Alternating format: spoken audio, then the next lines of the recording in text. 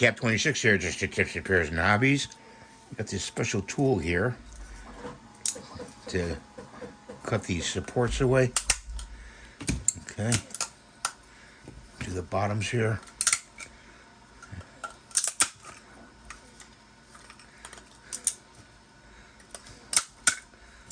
Like that.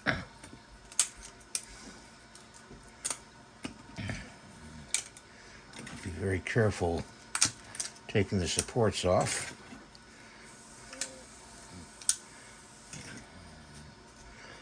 You got to cut it right here. See? Don't cut her arm. Take that off right there.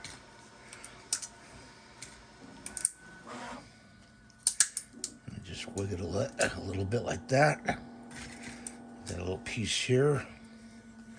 Sorry guys, I'm getting out of focus here. Get a pair of pliers. Like that. And that's Marilyn Monroe. Got some on the bottom here. One support right there. There. And we're going to paint her, okay? But we're going to leave her dress red, so we're going to tape that off. But that's her. They had a bust of her. I didn't like the bust. I like the statue better.